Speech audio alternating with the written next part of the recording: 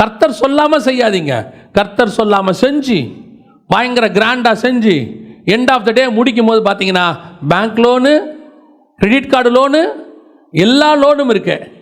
நீ கர்த்தர் சொல்கிறபடி செஞ்சு பாரு, அதில் கடனே வராது, அதில் வேதனையே வராது, அதில் எந்த விதமான போராட்டம் வராது.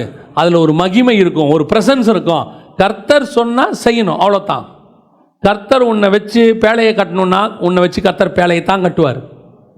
இல்லை நோவா காயின் பெரிய கோட்டை கட்டிட்டான், அந்த கோட்டையை இடிய போது அதை விட நல்லா ஸ்ட்ராங்காக ஒரு கோட்டை கட்டுன்னு ஆண்டவர் சொல்லலை. ஆண்டவர் சொன்னார் ஒரு பேழை கட்டு. இதுக்காக ஜலப்பிரளயத்தில் எல்லாரும் சாக போகிறாங்க, இந்த கோட்டையில் இருக்கிறவங்களும் செத்துருவாங்கன்னா அப்போ அதை விட ஸ்ட்ராங்காக நம்ம கட்டணும். உன்னை பாதுகாக்கிறது பேழையினால் இல்லை, உன்னை பாதுகாக்கிறது என்னால். நான் நினச்சா பேழையும் க்ளோஸ் பண்ணிடுவேன், நான் நினச்சா அந்த பேழையை வச்சு உன்னை காப்பாற்றவும் செய்வேன்.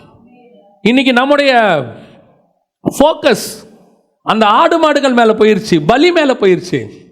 அதனால் உன் அபிஷேகம் ஒன்று விட்டு போயிடுச்சு. இப்படியே கீழ்ப்படியாமல் போய் போய் ஒவ்வொரு விஷயத்தையுமே ஆண்டவர் சொல்ல சொல்ல கேட்கறது கிடையாது. எதை சொன்னாலும் மாற்றி மாற்றி செய்கிறது. ஏன்னா ஞானத்தை புகுத்துறது, உள்ள அள்ளி போடுறது. எனக்கு இல்லாத எக்ஸ்பீரியன்ஸா, நான் பார்க்காத ஊழியக்காரங்களா, எனக்கு தெரியாத ஊழியர்களா, எத்தனை வருஷமாக நான் பார்க்குறேன். நீங்கள் எத்தனை வருஷமாக பாருங்கள். சிலர்லாம் சொல்லுவாங்க 50 வருஷம் அனுபவம், 75 வருஷம் அனுபவம். இவ்வளோ அனுபவம் இருக்குல்ல, 2023 இதுக்கு முன்னாடி பார்த்துருக்கீங்களா? இவ்வளோ எக்ஸ்பீரியன்ஸ் இருக்குல்ல உங்களுக்கு, இதுக்கு முன்னாடி ஒரே ஒரு தடவை 2023 பார்த்துருக்கீங்களா? பார்க்கல. 2023 நீங்கள் முழுசாக புதுசாக இப்போ தானே பார்க்குறீங்க. அப்போ உங்களுக்கும் இது புதுசு தானே? அப்படித்தான் எல்லாருக்கும் புதுசு. உங்களுக்கு எக்ஸ்பீரியன்ஸ் எல்லாம் பழசு, வரப்போகிறது புதுசு. 2022 போல் 23 இருக்காது, 23 போல் 24 இருக்காது. Each and every year we have the new experience. இது எல்லாம் தெரிஞ்ச ஒருத்தர் இருக்கிறார் மேலே, அவர் சொல்கிறார் 2023 நீ இப்படி இருன்னு, அப்படி இரு. ஏன்னா அவருக்கு தான் அது தெரியும். அப்படியே கொண்டு வந்து நான்லாம் 1945 பிறந்துட்டேன், அப்புறம் 46 என்ன நடக்குன்னு தெரிஞ்சா? தெரில. அவ்வளோதான் எக்ஸ்பீரியன்ஸ். உங்கள் எக்ஸ்பீரியன்ஸை நான் குறையா சொல்லலை, அந்த எக்ஸ்பீரியன்ஸ் இன்னொரு தடவை வரும், அதுதான் நடக்கும்னு நம்ம சொல்ல முடியாது. புதுசாகவும் நடக்கும், வித்தியாசமாகவும் நடக்கும். அதுக்கு தான் நாம் செய்ய வேண்டியது ஒன்றே ஒன்று, நம்முடைய ஆண்டவர் என்ன சொல்கிறாரோ அதன்படி செஞ்சுட்டே போயிட்டோம்னா பின்னாடி ஒரு பிரச்சனையும் இருக்காது. முதலாவது ராஜா புறக்கணித்து தள்ளப்பட்டான், அபிஷேகம் போயிடுச்சு. அதோடு அவன் சந்ததிக்கு அது இல்லாமல் போயிடுச்சு பாருங்க.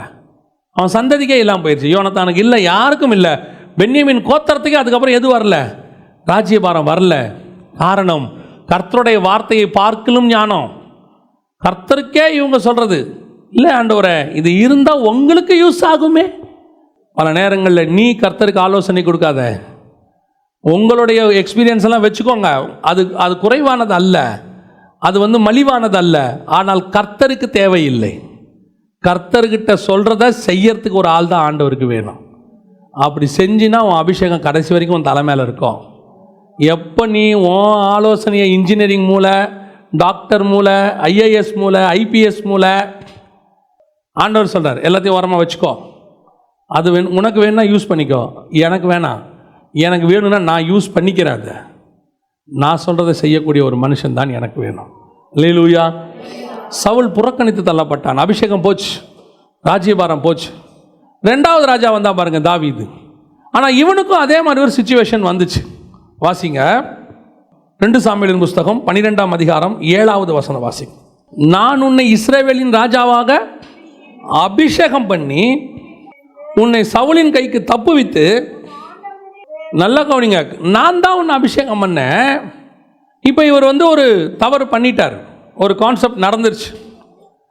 நடந்த உடனே இதே விஷயந்தான், நல்ல கவனிங்க, என்ன சவுல் பண்ணாரோ அதே மாதிரி தாவீது ஒன்று பண்ணார். நம்ம பார்வைக்கு தாவீது பண்ணது பெருசாக இருக்கும், சவுல் பண்ணது சின்னதாக இருக்கும். ஆனால் சவுலுக்கும் தாவீதுக்கும் என்ன வித்தியாசம்னு உங்களுக்கு சொல்கிறேன். இவன் பண்ணது வேற பாவம், இவன் பண்ணது வேற பாவம். நம்ம பார்வைக்கு பண்ணிட்டாரு. 12வது வசனம் வாசிங்க.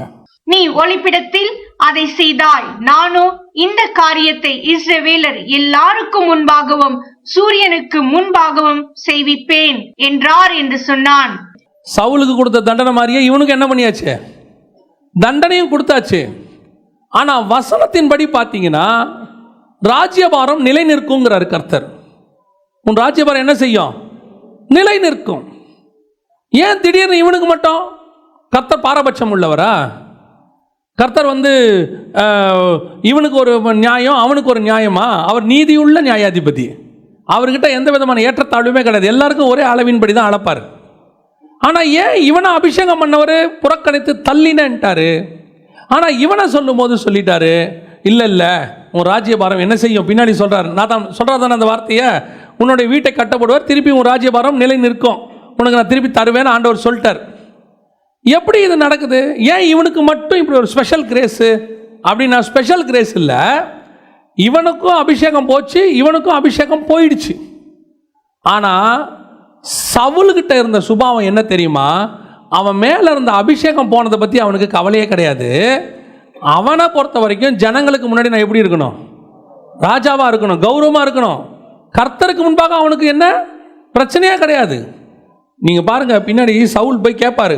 அவர் என்ன சொல்கிறார் பாருங்க, 24வது வசனம், 1 சாமுவேல் 15:24. அப்பொழுது சவுல் சாமுவேலை நோக்கி, நான் கர்த்தருடைய கட்டளையும் உம்முடைய வார்த்தைகளையும் மீறினதினாலே பாவம் செய்தேன். அடுத்த வார்த்தை இன்னொன்று சொல்லுவான் பாருங்க, இப்போதும் நீர் என் பாவத்தை மன்னித்து நான் கர்த்தரை பணிந்து கொள்ளும்படிக்கு என்னோட கூட திரும்பி வாரும் என்றான். நல்ல கவனிங்க, இவன் இவ்வளோ கேட்குறானே, இவன் இவ்வளோ காரியம் கேட்குறானே, நான் பாவம் செஞ்சிட்டேன், நான் கர்த்தருக்கு முன்பாக மன்னிப்பு கேட்குறேன். ஆனால் இவன் கேட்ட மன்னிப்பையும் பாவத்தையும் கர்த்தர் ஏன் அக்செப்ட் பண்ணவில்லை? இவன் அபிஷேகம் போனது போச்சு தான், அவ்வளோதான். நிறைய பேர் நான் பாவம் செஞ்சிட்டேன், நான் கர்த்தருக்கு முன்னாடி பாவம் செஞ்சிட்டேன், நான் ஆமாம், ஆனால் கர்த்தர் அக்செப்ட் பண்ணாரா உன் பாவம் மன்னிப்ப? நிறைய பேர் உட்காந்துட்டு போய் சிலர்கிட்ட கேட்டுக்கிட்டு இருப்பாங்க, எனக்கு பாவம் மன்னிப்பு கொடுங்க, என் பாவம் என்ன, நான் பாவம் செஞ்சேன். அவங்க பாவம் மன்னிக்கப்பட்டுச்சா? இல்லை. ஆனால் இங்கே தாவீது கிட்ட வராம பாருங்க, 13வது வசனம். அப்பொழுது தாவீது நாத்தான் இடத்தில் நான் கர்த்தருக்கு விரோதமாய் பாவம் செய்தேன் என்றான். நாத்தான் தாவீதை நோக்கி, நீ சாகாதபடிக்கு கர்த்தர் உன் பாவம் நீங்க செய்தார். இது எப்படி? உடனே இமிடியட், உன் பாவம் நீங்க செய்தார். பாரபட்சமா இருக்கிற மாதிரி இருக்குதே பார்க்கறதுக்கு.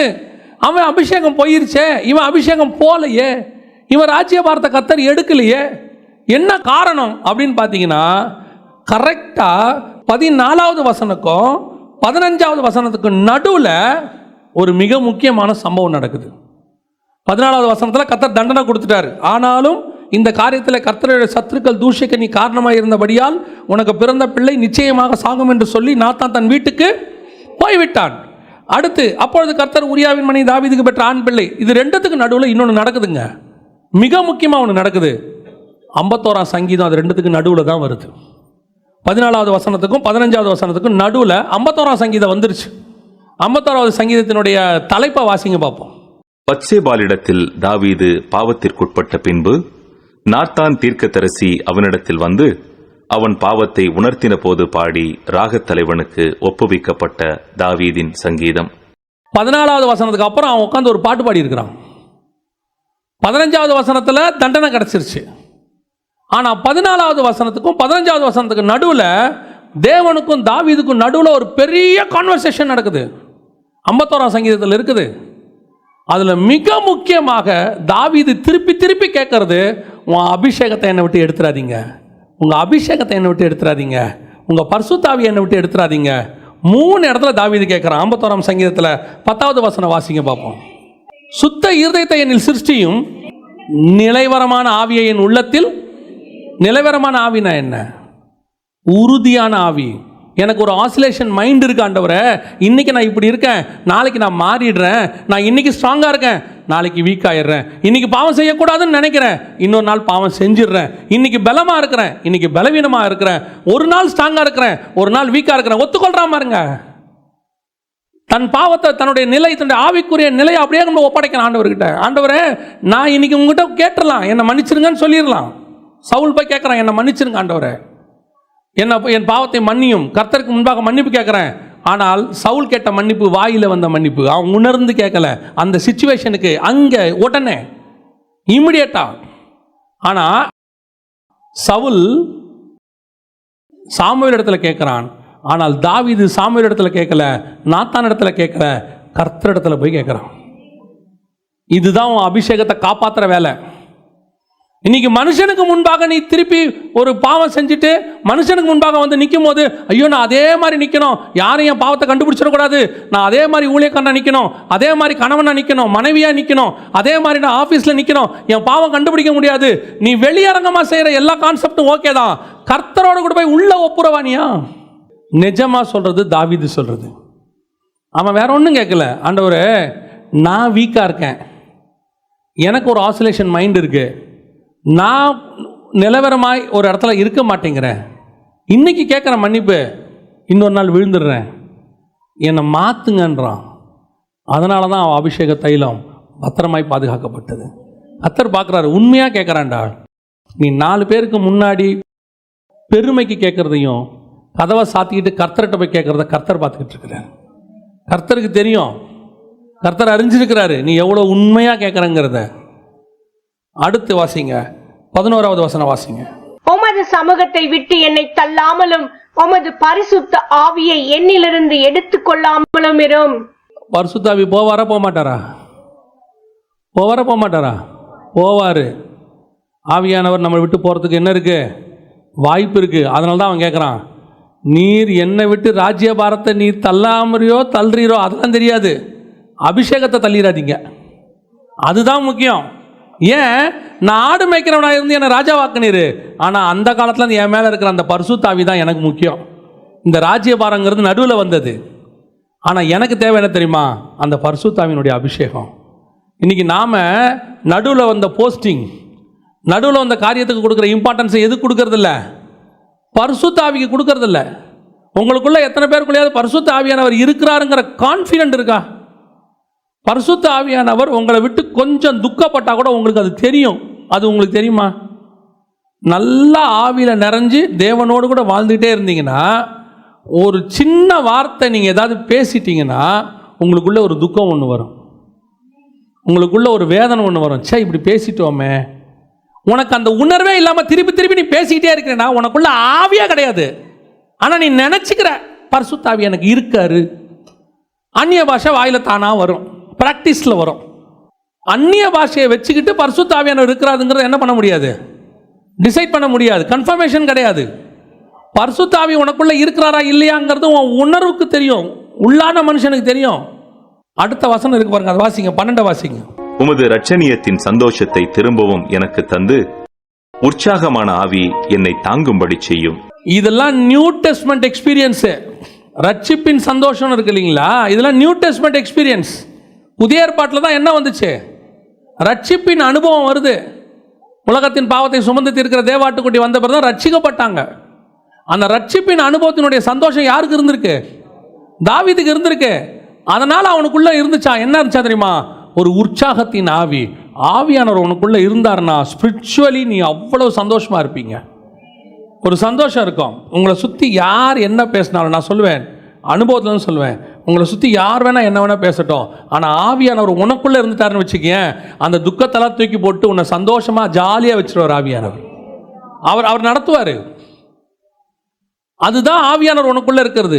ஒரு நிலவரமான ஆவி, ஒரு பரிசுத்த ஆவியினுடைய அபிஷேகம், ஒரு உற்சாகமான ஆவி, இதெல்லாம் உனக்குள்ளே இருக்கும் பொழுது கர்த்தர் உன்மேல் வச்ச அபிஷேகம் ஒரு நாளும் போகாது. நீ பேச தான் கேட்கணும். நீங்கள் என்ன செய்யணும்? பேச கேட்கணும். நல்லா கவனிங்க. இந்த இன்வெர்ட்டர் வச்சுருப்பாங்க தெரியுமா வீட்டில்? இப்போல்லாம் எல்லார் வீட்டில் என்ன இருக்குது?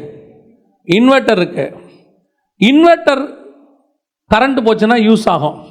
ஒரு லைட் ஓடும், ஒரு ஃபேன் ஓடும். ஒரு ரூமில் ஒரு லைட், ஒரு ஃபேனு. கரண்ட்டு போச்சுன்னா இன்வெர்ட்டர் நல்லது, ஆனால் இன்வெர்ட்டரை வச்சு வாழ்க்கையை ஓட்ட முடியாது. கரண்ட்டு தான் பேஸு. அது இருந்தால் தான் நல்லது. அது இருந்தால் நம்ம இஷ்டப்படி யூஸ் பண்ணிக்கலாம். இன்வெர்ட்டருக்கு என்ன இருக்குது? நம்ம ஆள் பேஸை விட்டான், அபிஷேகத்தை விட்டுட்டான். அபிஷேகத்தை விட்டுட்டு இன்வெர்ட்டரை பிடிச்சிக்கிட்டான். இல்லைங்க, லைட்டு எரியுது, அந்த ரூமில் எரியுது லைட்டு, இந்த ரூமில் லைட் எரியுது, ஆனால் கரண்ட் இல்லை. லைட்டு மட்டும் எரிஞ்சிக்கிட்டு இருக்கு. லைட் எரியறதுனால உனக்குள்ள கரண்ட் இருக்குன்னு அர்த்தம் இல்லை. நீ இன்வெர்ட்டரில் ஓடிட்டு இருக்கிற. உன்னுடைய சோர்ஸ் இல்லை, அபிஷேகம் இல்லை. கர்த்தர் சொன்ன அபிஷேகம் இல்லை.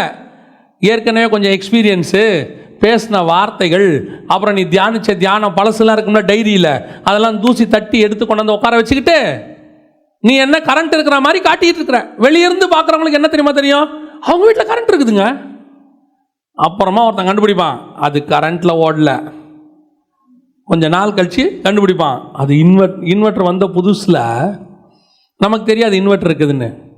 அப்போ என்ன பண்ணுவோம் தெரியுமா? தூரத்தில் பார்க்கும்போது இன்னும் யார் வீட்லையும் கரண்ட் இல்லை, அவங்க வீட்டில் எரியுது. உடனே நம்ம சொல்லுவான், இன்னொரு ஃபேஸை செக் பண்ணிப்பார், ஒரு ஃபேஸ் தான் இருக்குது போல், அவங்க வீட்டில் எரியுதே. ஒரு வாரம் கழிச்சு தான் உண்மை தெரிஞ்சிச்சு, அவங்க வீட்டில் ஓடுறதுக்கு காரணம் கரண்ட் இல்லை, இன்வெர்டர்னு ஒன்று போட்டிருக்காங்க. புதுசாக வந்த காலத்தில் சொல்கிறேன். அந்த மாதிரி தான் பலருக்கு அபிஷேகம் இன்வெர்டரில் ஓடிக்கிட்டு இருக்கு. ஏற்கனவே உள்ள ஸ்டாக்கு கரண்ட் அதுவும் கொஞ்ச நாளைக்கு தான் ஓடும், 8 மணி நேரம் தான் ஓடும்.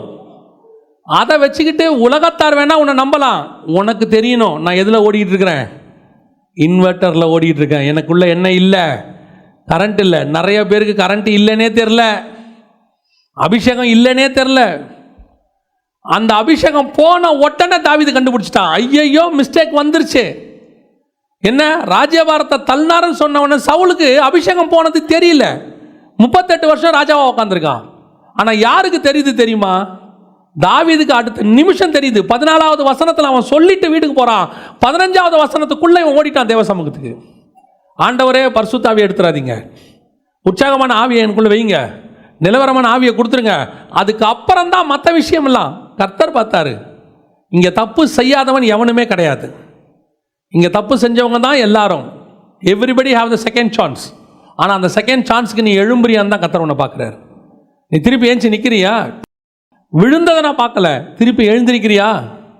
சவுல் எழுந்திருக்கல, அபிஷேகம் போச்சு, கதை முடிஞ்சு சவுளுடைய அபிஷேகம். ஆனால் தாவீதுகிட்ட கர்த்தர் சொல்லிட்டாரு, உன் ராஜ்யபாரம் என்ன செய்யும்? நிலை நிற்கும். உன் ராஜ்யபாரம் போகாது, பரவாயில்ல. ஆனால் தண்டனை ஒன்று கிடைக்கும். அது நீ செஞ்சது ஆக்கினைக்கு தண்டனை உண்டு, ஆனால் திருப்பி நான் கொண்டாந்துருவேன் உன்னை. அழகாக அந்த இடத்துல ஆண்டவர் சொல்கிறார் பாருங்களேன், நீ சாகாதபடிக்கு கர்த்தர் உன் பாவம் நீங்க செய்தார். அவ்வளோதான், பாவம் நீங்கிருச்சு. இது 2வது ராஜா. 3வது ஒரு ராஜாவை அபிஷேகம் பண்ணார் கர்த்தர். தாவீதுக்கு அப்புறம் யாரு? சாலமோன். அவனுக்கும் அபிஷேகம் போச்சு. சவுலுக்கு போச்சு, தாவீதுக்கு போச்சு. சவுலாவது ஒரு வார்த்தை சொல்லுவான். நீங்கள் இந்த வசனத்தை வாசிங்க, 1 ராஜாக்கள் 11:11 வாசிங்க. ஆகையால் கர்த்தர் சாலமோனை நோக்கி, நான் உனக்கு கட்டளையிட்ட என் உடன்படிக்கையையும் கட்டளைகளையும் நீ கை கொள்ளாமல் போய் இந்த காரியத்தை செய்தபடியால் ராஜ்யபாரத்தை உன்னிடத்திலிருந்து பிடுங்கி உன் ஊழியக்காரனுக்கு. சவுலுக்கிட்ட என்ன சொன்னாரு? உன் ராஜ்யபாரத்தை உன்னிடத்திலிருந்து பிடுங்கி உன்னை விட உத்தமமான உன் தோழரிடத்தில் கொடுப்பேன். சாலமோன்ட்ட சொல்றாரு, உன்னிடத்திலிருந்து பிடுங்கி உன் ஊழியக்காரங்கிட்ட கொடுப்பேன். தாவீது கிட்ட சொல்றாரு, நீ என்னை விட்டு ரொம்ப தூரம் போயிட்ட, இது நீ இருட்டில் செஞ்சதை எல்லாம் பகிரங்கமாக வெளியே செய்வான். ஆனால் 3 பேருக்கு என்ன வித்தியாசம்? இவன் சவுல் வாயாலேயாவது கர்த்தர்கிட்ட போய் என்ன கேட்டான்? மன்னிப்பு கேட்டான் வாயால. தாவீது இருதயத்தினால கேட்டான். ஆனால் சாலமோன் மன்னிப்பே கேட்க மாட்டான். அதுக்கு அடுத்த வசனம் வாசிங்க பார்ப்போம்.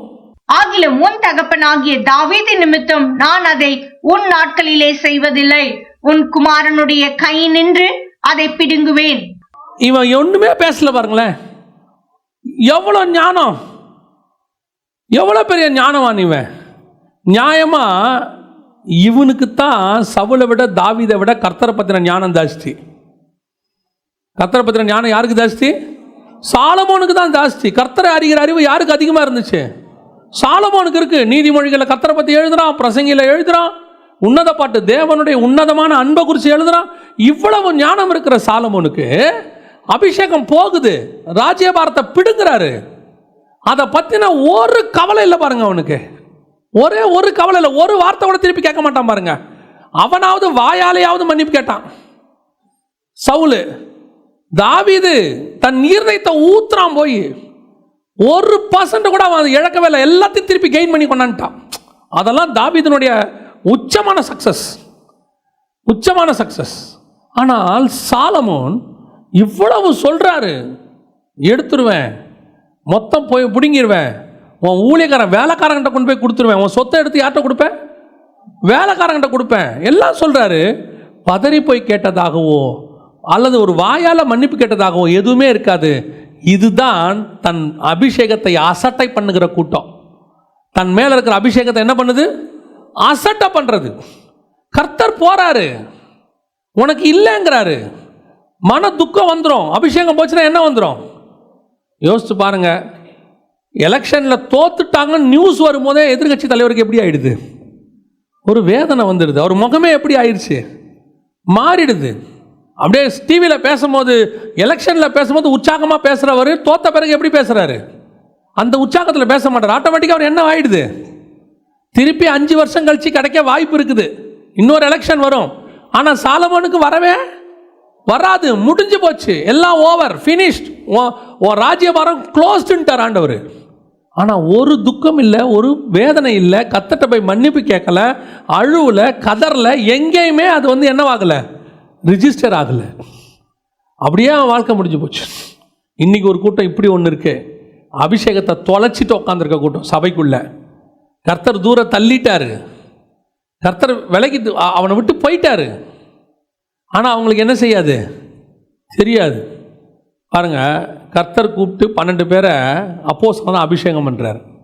அபிஷேகம் பண்ணும்போது இந்த அப்போஸ்தலருக்கு அந்த அபிஷேகம் தெரியுமா தெரியாதா? தெரியுமா தெரியாதா?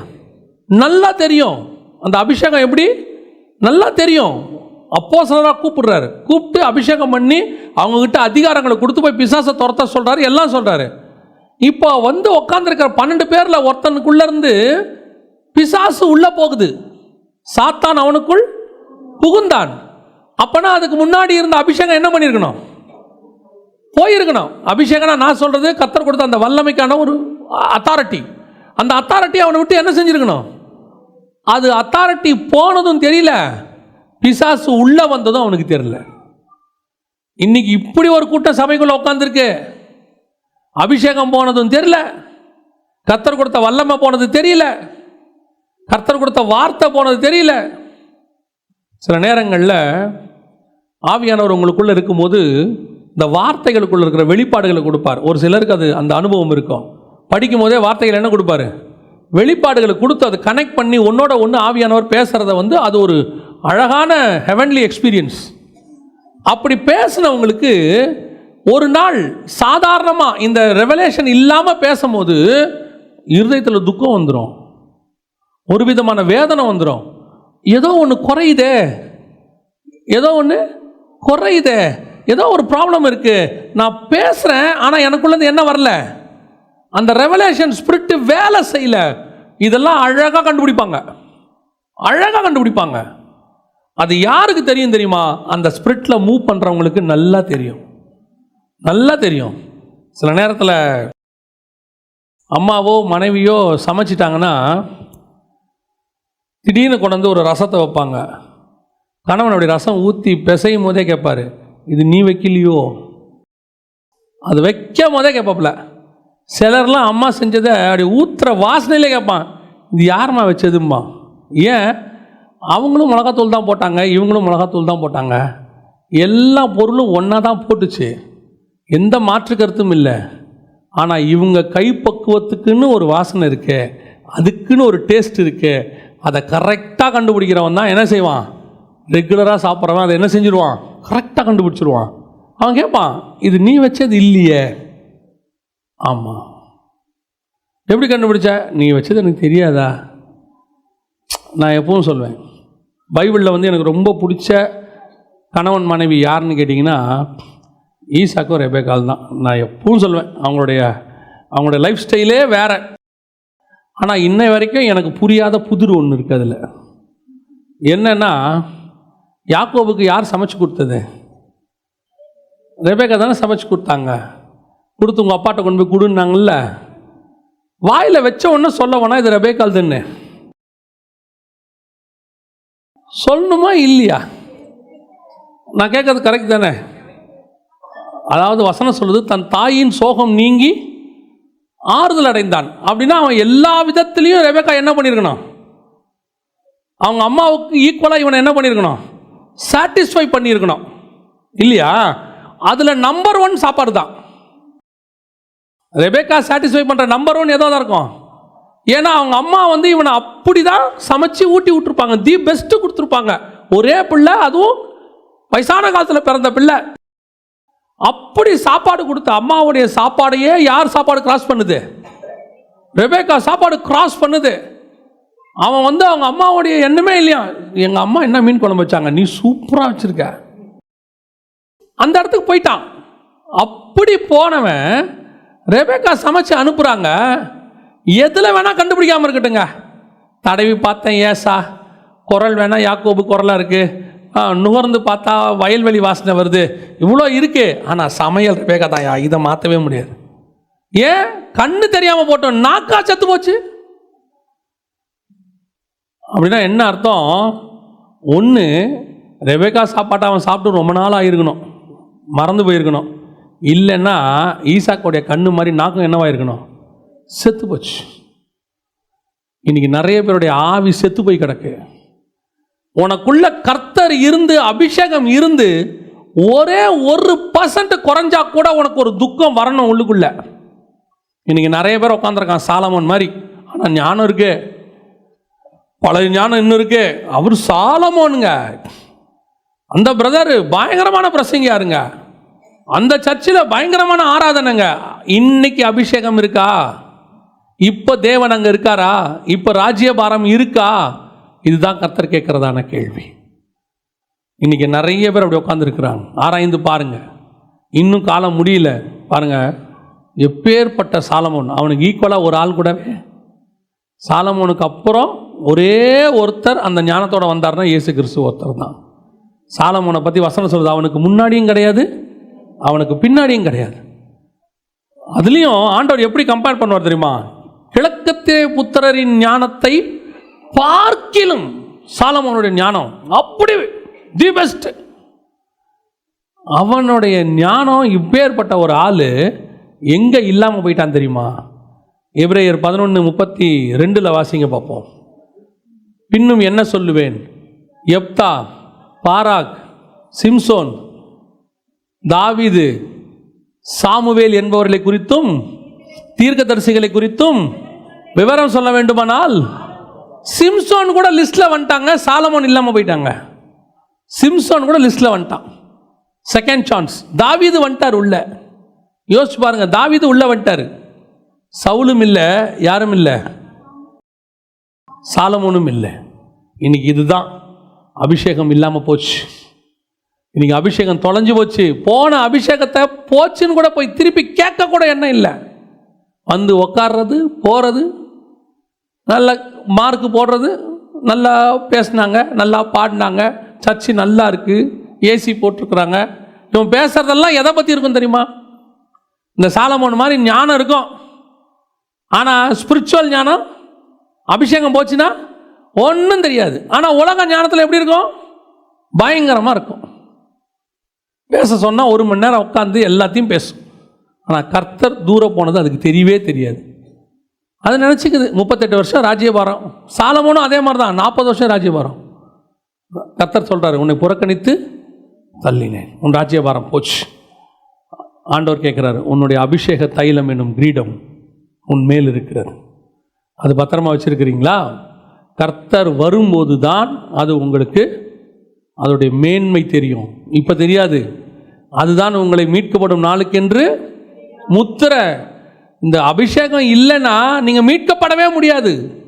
வருகையை பற்றி தெரிஞ்சாலும் சரி, நீங்கள் ஒரு நாள் அபிஷேகம் பெற்றீங்க, ஒரு நாள் ஞானசானம் எடுத்தீங்க, ஒரு நாள் சர்ச்சில் மெம்பராக இருக்கீங்க, நான் சர்ச்சுக்கு வந்து போக்குவரத்தாக இருக்கிறேன், தசமாங்காணிக்க செலுத்துகிறேன், எல்லாம் ஓகே தான். ஆனால் உங்களை மீட்கப்பட போகிறதுக்கான முத்திரை எதுன்னு கேட்டால் உங்கள் மேலே இருக்கிற அபிஷேகத்தையிலேருந்து தான். அது பத்திரமா இருக்குதா? ஆனால் உங்களுக்கும் எனக்கும் தாவீது முன்மாதிரியாக இருக்கிறான். சில நேரங்களில் நாம் விழுகிறோம், பலவீனப்படுகிறோம், பாவம் செய்கிறோம். ஆனாலும் கர்த்தர் மீண்டும் தூக்கி எடுக்க விரும்புகிறார். உனக்கு வச்ச அழைப்பையும் அபிஷேகத்தையும் ஆண்டவர் நிரந்தரமாக மூடணும்னு விரும்பலை. அதை தக்க வச்சுக்கிறது உங்கள் கையில் தான் இருக்குது. ஆண்டவர் கொடுத்ததை பத்திரமா வச்சுக்க வேண்டியது யார் பொறுப்பில் இருக்குது? இப்போ வாசிங்க பார்ப்போம் அந்த வசனத்தை. வெளிப்படுத்தின விசேஷம் 3ஆம் அதிகாரம் 11ஆம் வசனத்தை. இதோ சீக்கிரமாய் வருகிறேன், கிரீடத்தை எடுத்துக்கொள்ளாதபடிக்கு உனக்குள்ளதை பற்றி கொண்டிரு. ரொம்ப கேர்ஃபுல்லாக வச்சுக்கணும்னு அர்த்தம். எந்த நேரமும் கர்த்தருடைய வருகை சம்பவிக்கும், வருகை வரும், இயேசு வருவார், எந்த மாற்று கருத்தும் இல்லை. ஆனால் வர்ற வருகையில் நீங்களும் நானும் போவோமாங்கிறது தான் கேள்வி. சந்திக்கிற இடத்துல நீங்கள் நானும் இருக்கிறோமாங்கிறது தான் கேள்வி.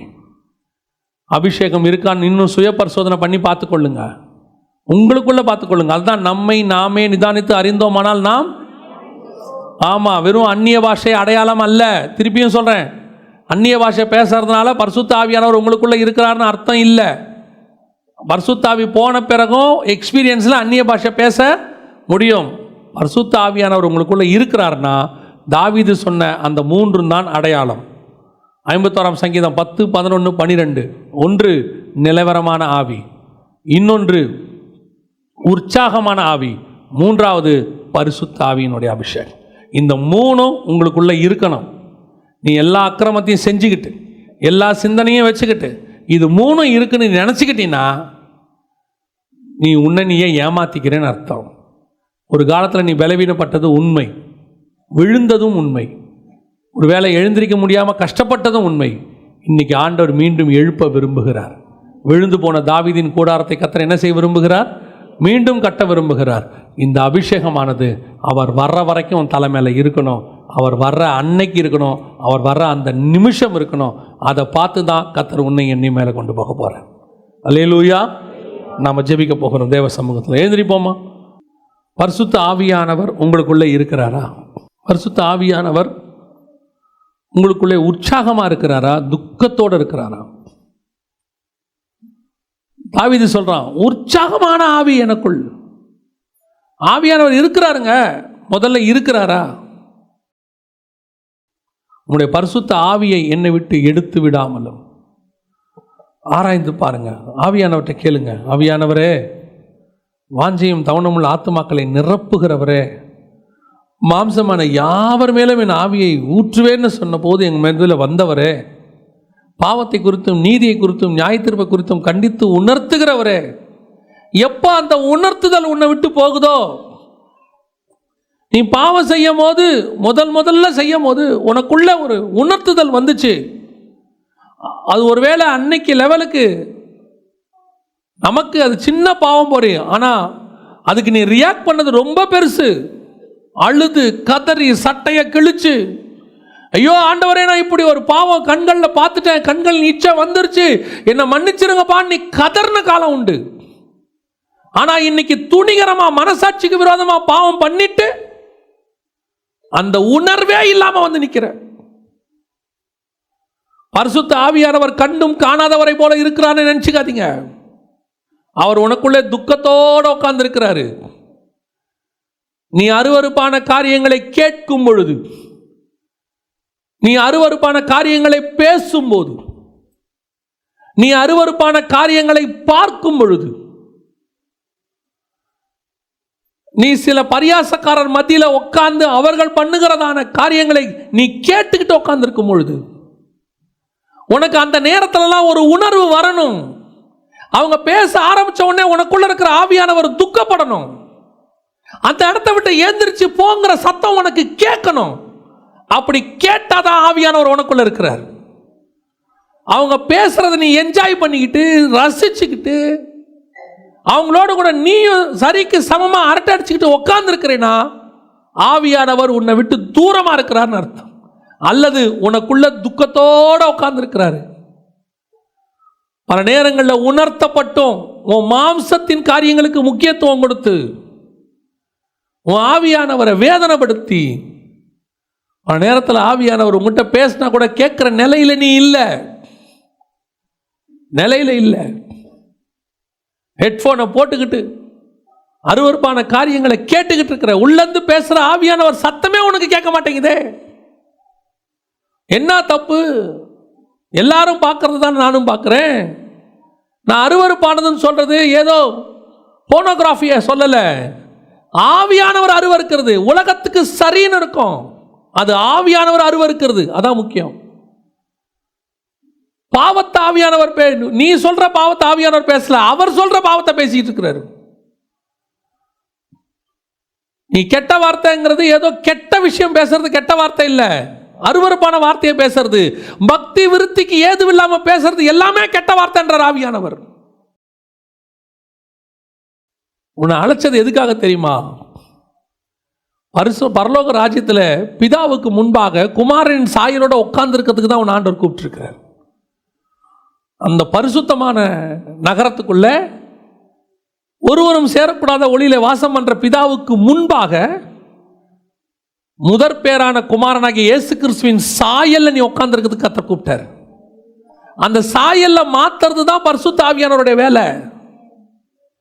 ஆனா இப்ப நீ யார் சாயல்ல மாறிக்கிட்டே இருக்கிற? நீ உலகத்தின் சாயலுக்கு மாற மாற உன் மேல இருக்கிற ஆவியானவர் ஒன்று விட்டு துக்கப்பட்டுக்கிட்டே இருக்கிறார். ஆனால் இன்னைக்கு உனக்கு இன்னும் ஒரு வாய்ப்பை கொடுக்கிறார். அந்த கைகள் கட்டப்பட்ட நிலையில, கண்கள் குருடாக்கப்பட்ட நிலையில கோமாளியை போல உட்கார்ந்திருந்த அந்த சிம்சோன், அவனுக்கு இன்னும் ஒரு வாய்ப்பை கர்த்தர் கொடுத்தது போல உனக்கும் எனக்கும் கர்த்தர் வாய்ப்பு கொடுக்கிறாரு. இது மனம் திரும்புவதுக்கு ஏதுவான காலம். ஆவியானவரோட சமூகத்தில் நீ கேளு, ஆண்டவரே நீங்கள் என்னை நிரப்பி இருக்கீங்களாப்பா, ஆண்டவரே என் மேலே நீங்கள் துக்கமாக இருக்கிறீங்களாப்பா, இன்றைக்கி என்னை நிரப்புங்கப்பா, பரிசுத்தாவியில் நிரப்புங்கப்பா. ஒரு வேளை பரிசுத்தாவி பெறாமல் இருந்தீங்கன்னா இன்றைக்கி ஆண்டவர்கிட்ட கேளுங்க, ஆவியானவரே என்னை நிரப்புங்க, ஆவியானவரே என்னை நிரப்பும் இயேசு தெய்வமே, இன்று நிரப்பும் உந்தன் ஆவியால். ஒப்பு கொடுத்து தேவ சமூகத்தில் ஆண்டவர்கிட்ட கேட்போமா? இன்னைக்கு ஆண்டவர் நம்முடைய பாவங்களை மன்னிக்க வல்லமை உள்ளவராக இருக்கிறார். மீண்டும் தூக்கி எடுக்க அவர் வல்லமை உள்ளவராக இருக்கிறார். இதோ சீக்கிரமாய் கர்த்தர் வரப்போகிறார். அன்னைக்கு அந்த அபிஷேக தைலம் என்கிற கிரீடம் உன் மேல இல்லாவிட்டால், நீ மீட்கப்படும் நாளுக்கு என்று முத்திரையான அபிஷேகம் இல்லாவிட்டால், நீ பரிதபிக்கப்பட்ட கூட்டத்தில் நாம காணப்படுவோம். ஒப்பு கொடுப்போமா? எல்லாம் ஒருமனப்பட்டு கர்த்தரை ஸ்தோத்திரம் பண்ணுவோம். பரிசுத்த ஆவியானவர் நிரப்புகிற ஒரு நேரம். நீ கரங்களை உயர்த்தி ஆண்டவர்கிட்ட கேளு, ஆண்டவரே என்னை நிரப்புங்கப்பான்னு கேளுங்க. ஒவ்வொருத்தரையும் நிரப்ப சொல்லி கேளுங்க. எந்த இடத்துல எப்போ பலவீனப்பட்டு நீங்க நின்னீங்களோ, எந்த அபிஷேகத்தை இழந்தீங்களோ, எந்த இடத்துல குறைவுபட்டீங்களோ, எந்த இடத்துல நீங்க அபிஷேகத்தினால கர்த்தருக்கு விட்டு தூரம் போனீங்களோ, இன்னைக்கு ஆவியானவர் அதை உங்களுக்கு நிரப்ப வல்லமை உள்ளவராய் இருக்கிறார். கேளுங்கள், அப்பொழுது உங்கள் சந்தோஷம் நிறைவாய் இருக்கும்படி உங்கள் பரமபிதா பரிசுத்த ஆவியை தருவார். அவர் சொல்லியும் செய்யாதிருப்பாரோ, வசனத்தும் நிறைவேற்றாதிருப்பாரோ, இன்னும் ஒரு விசை பரிசுத்த ஆவியானவர் இடம் முழுவதும் ஆளுகை செய்வாராக. ஒப்பு கொடுத்த தேவ சமூகத்தில் ஆண்டவர்கிட்ட கேளுங்க, என்னை நிரப்புங்க ஆவியானவரே, என்னை நிரப்புங்க ஆவியானவரே. ஆண்டவரே, கணுக்கால் அளவு போதாது, முழங்கால் அளவு போதாது, இடுப்பு அளவு எங்களுக்கு போதாது. ஆண்டவரே, நாங்கள் நீந்தி நீந்தி மூழ்கத்தக்கதாக, ஆவியானவருக்குள்ளே நாங்கள் களிகூறத்தக்கதாக பரிசுத்த ஆவி எங்களுக்குள்ளே வந்த காலம் போதும். இனி நாங்கள் ஆவிக்குள்ளாகிற அனுபவத்துக்குள்ள வரணும். ஒவ்வொருத்தரும் கேளுங்க, ஆவிக்குள்ளாகிற அனுபவத்துக்குள்ள வரணும். பரலோகம் திறக்கப்படுகிறதை நாங்கள், எங்கள் கண்கள் திறக்கப்படுகிறதும் பரலோகத்தை காணுகிறதுமான அபிஷேகம், ஒரு புதிய அபிஷேகத்தினாலே, ஒரு புதிய மகிமையினாலே, இதுவரைக்கும் நாங்கள் காணாத ஒரு அபிஷேக தைலத்தினாலே ஒவ்வொருத்தரையும் அபிஷேகிப்பீராக. ஒரு புதிய அபிஷேகத்தினாலே எங்களை நிரப்புவீராக. புது கிருபை, புது எண்ணெய், புது அபிஷேகம் ஆண்டவரே, நீர் எங்களை நிரப்ப வேண்டுமாய் நாங்கள் செபிக்கிறோம். திரும்பி போகும் பொழுது ஒருத்தர் கூட ஆண்டவரே பழைய நிலையிலே போகாதபடிக்கு புதுசாக ஆண்டவரே புதுப்பிக்கப்பட்டவர்களாக இழந்த அபிஷேகத்தை பெற்றுக்கொண்டவர்களாக திரும்பி போக கிருபை பாராட்டும். மகிமை உள்ள கரத்தில் எங்களை தாழ்த்துகிறோம். நீர் மாத்திரம் மகிமைப்படுவீராக. எங்கள் ஆண்டவர் இயேசுவின் நாமத்தில் பிதாவே.